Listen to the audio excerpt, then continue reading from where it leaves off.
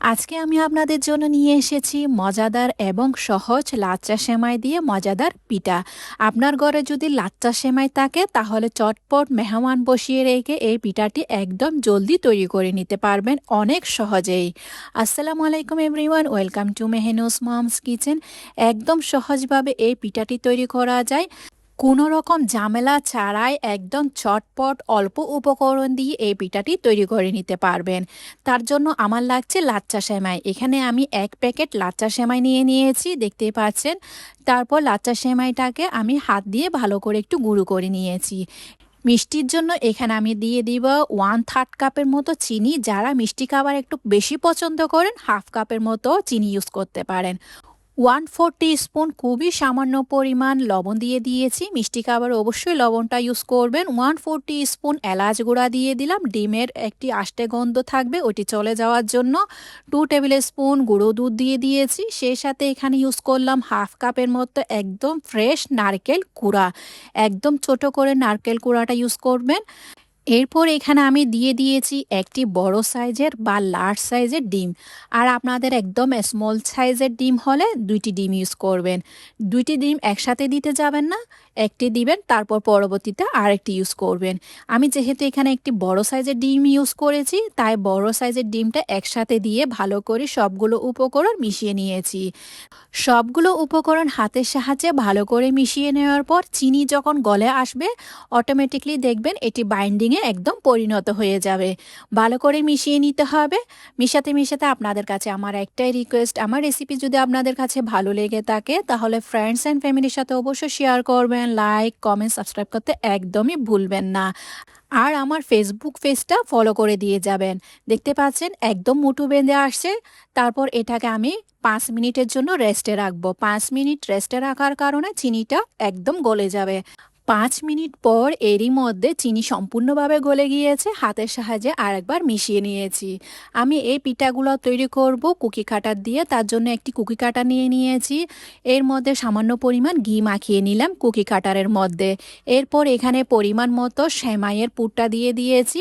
Cookie কাটার দিয়ে সুন্দর করে আমি একটি ডিজাইন করে নিয়ে নিলাম। কুকি কাটার না থাকলে আপনারা হাতের সাহায্যে গোল গোল করেও বা মুটু মুটু করে আপনারা এই সেমাইয়ের পিঠাটা তৈরি করে নিতে পারবেন। আমি যেহেতু একটু ডিজাইন করে তৈরি করছি, তাই আমি কুকি কাটার দিয়ে এই ডিজাইনগুলো করে নিয়েছি। এভাবে করে আমি সবগুলো সেমাইয়ের পিঠা তৈরি করে নিব। আপনারা চাইলে আপনাদের যেরকম সহজ মনে হয় ওইভাবে করে পিঠাগুলো তৈরি করে নেবেন। এই সেমাইয়ের পিঠা বানানো যে এত সহজ, যা না বানালে বুঝতে পারবেন না। লাচ্চা সেমাই তো সবার ঘরে ঘরে অ্যাভেলেবেল আছে। 1 প্যাকেট সেমাই দিয়ে অনেকগুলো পিঠা তৈরি হয়। আমি এভাবে করে সবগুলো শেপ বা ডিজাইন তৈরি করে নিয়েছি। মাশাআল্লাহ, দেখতে পাচ্ছেন কত সুন্দর লাগছে ডিজাইনগুলো। আমি জানি আমার চেয়েও আপনারা অনেক সুন্দর করে ডিজাইনগুলো তৈরি করে নিতে পারবেন ইনশাআল্লাহ। এরপর সবগুলো সেমাইয়ের পিঠার ডিজাইনগুলো তৈরি করে নেওয়ার পর এগুলাকে তেলে ভাজবো। তার আগে যদি আপনারা ফ্রোজেন বা ডিপ ফ্রিজে রাখতে চান, এভাবে করে আপনারা ফ্রিজে বা ডিপ ফ্রিজে রেখে সংরক্ষণ করতে পারেন 1 মাসের মতো। যখন তেলে দিবেন তখন ডিপ ফ্রিজ থেকে বের করে সাথে সাথে তেলে দিয়ে দিবেন। আমি আজকে আপনাদেরকে পিঠাগুলো সাথে সাথে বেজে দেখিয়ে দিব। তার জন্য চুলায় একটি ফ্রাই প্যান বসিয়ে পর্যাপ্ত পরিমাণ তেল দিয়ে দিলাম। পিঠাগুলো তেলে ছাড়ার আগে তেলকে ভালো করে গরম করে নিতে হবে। যদি তেল গরম না হয় তাহলে পিঠাগুলা তেলের মধ্যে গেলে ছুটে ছুটে আসবে। তাই তেল গরম হয়ে আসলে পিঠাগুলা তেলে ছাড়তে যাবেন। এবার চুলা একদম লোতে করে দিয়ে পিঠাগুলাকে উল্টে পাল্টে ভেজে নিতে হবে।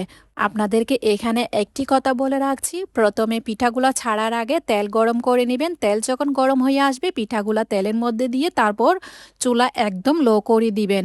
তারপর আস্তে আস্তে করে ধিমি আঁচে এই পিঠাগুলাকে লালচে করে ভেজে নেবেন, না হলে ভেতরটা কাঁচা থেকে যাবে। দেখতে পাচ্ছেন মাশাআল্লাহ কত সুন্দর হয়েছে এই পিঠাগুলা।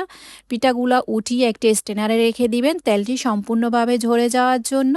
এভাবে করে রাখার কারণে অনেক ক্রিস্পি থাকে এই পিঠাগুলা। স্ট্রেনারে রাখবেন, তারপর দেখবেন একদম ক্রিস্পি হবে। উপর দিয়ে আমি কিছুটা বাদাম কুচি দিয়ে পরিবেশন করে নিয়েছি। এই পিঠাগুলা আপনারা কাচের বয়মে রেখে সংরক্ষণ করে খেতে পারবেন 2 থেকে 3 দিনের মতো। আর যদি ফ্রোজেন করে রাখতে চান তাহলে তো আমি বলেই দিয়েছিলাম, কাঁচা অবস্থায় এগুলাকে ফ্রোজেন করে রাখবেন ডিপ ফ্রিজে। যখনই প্রয়োজন হবে তেলে ভেজে খেয়ে নেবেন। মাশাআল্লাহ, পিঠাগুলো দেখতে যেমন সুন্দর হয়েছে খেতে হয়েছে অনেক ক্রিস্পি। প্রতিটা কামড়ে কামড়ে নারকেলের পুর ভরা এই পিঠা একবার হলেও ট্রাই করবেন। আজকে তাহলে এই পর্যন্ত। দেখা হচ্ছে নতুন আরেকটি রেসিপি নিয়ে। সে পর্যন্ত ভালো থাকবেন, সুস্থ থাকবেন, আমার জন্য দোয়া করবেন।